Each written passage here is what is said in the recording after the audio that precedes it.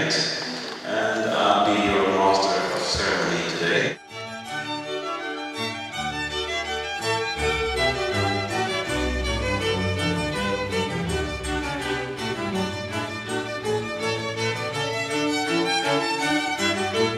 I am very happy to welcome you here for the Portico conference.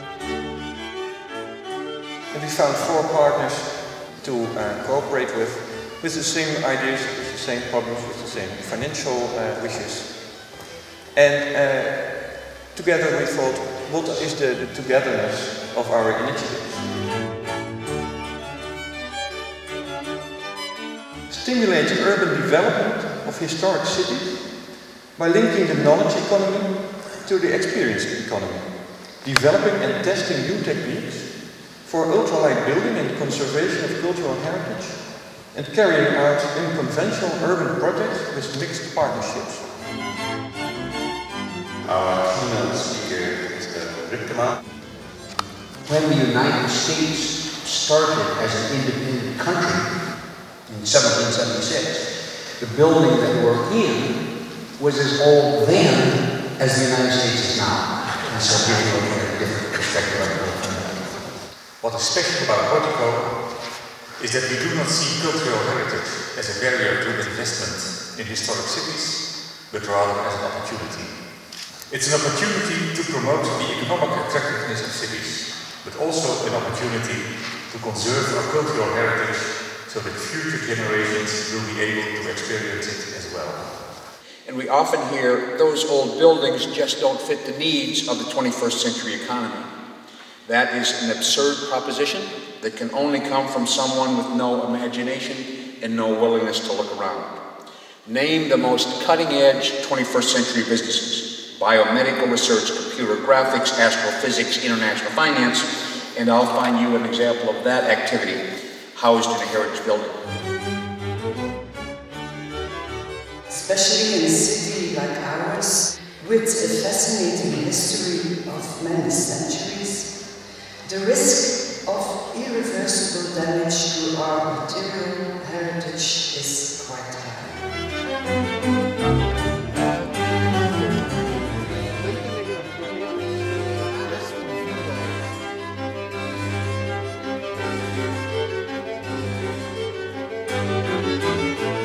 From what perspective I will let archaeology enter into the debate, and I think first aspect is I need to bring us down to the ground, because the examples we saw this morning are about cathedrals, about nicely observable heritage, world heritage even. I think archaeology is more down to the ground, it's even into the ground.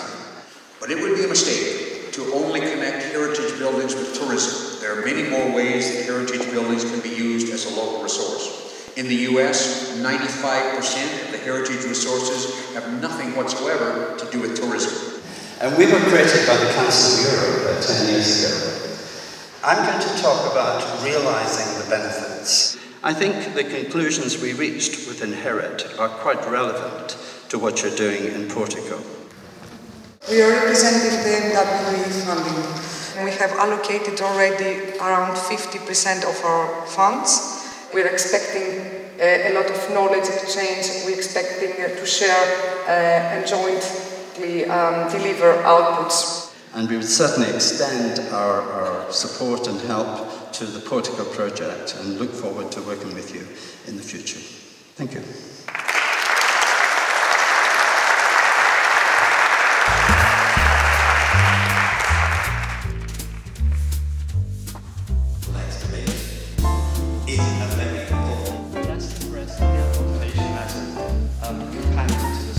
What is it?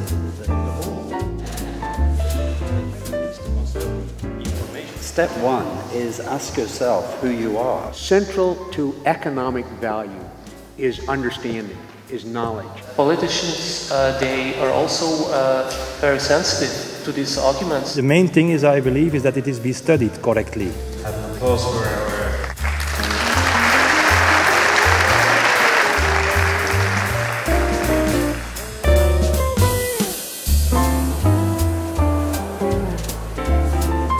From the entrance hall, we will spread into through the 3 different workshops.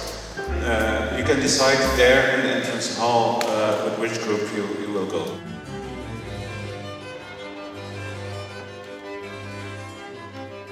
Next question will be how to preserve profiles in this environment. Earth profiles. Then how is a profile not grey, not crumbling, and good for the visitors and still excavatable? There was a solution in Barcelona.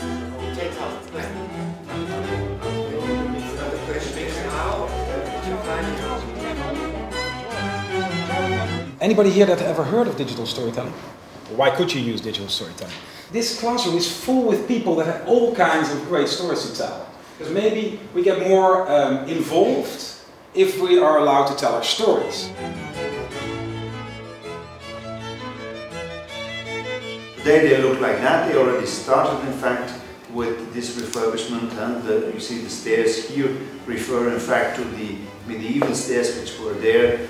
But most of these city walls have been preserved till today and are really one of the major attractions. The Utrecht population revolted and really took possession of the castle and started to take it down.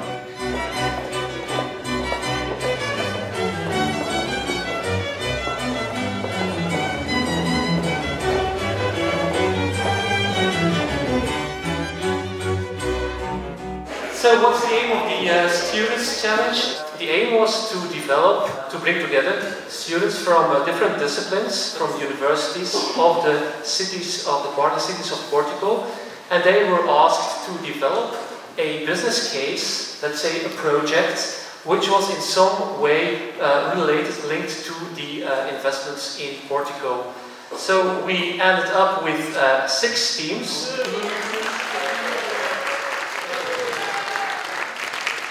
Hello. I'll first tell about the city of Utrecht and then explain our concept. We were asked to do something with the limes. It's an old Roman border.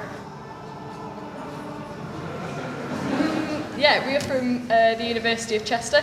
I'm Heidi. And we felt that other than the tour, there wasn't a lot for children to do. We identified that through doing a bit of research as a key area that we can tap into to enable children to get a better understanding of the history of Chester. The walls are a great way of going from one place to another, visiting all the attractions, so we felt a treasure hunt of some kind, pick up different bits of information to understand the interpretation of Chester.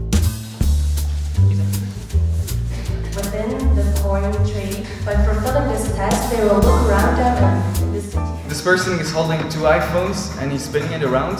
This means that when they hold their iPhones and they look up to a monument, the phone will know that you're standing there. It can give you information about a building.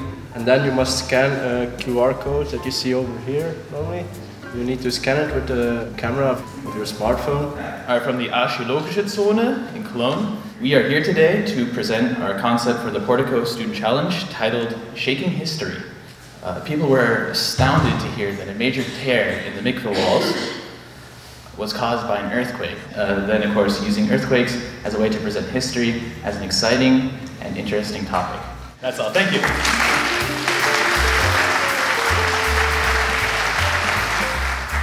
So from here we are going back to the Stam Museum for a guided tour.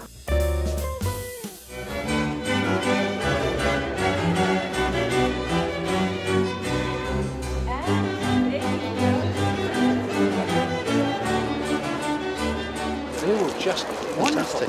Almost all using kind of advanced media technology. stuff. Yeah. You know, in the States we've talked for a long time. How do you need to get school children interested in this stuff. Interested in heritage. But the most obvious answer, well, geez, get young people who 10 years ago were 10 years old, and get them to figure it out, not old people figure it out.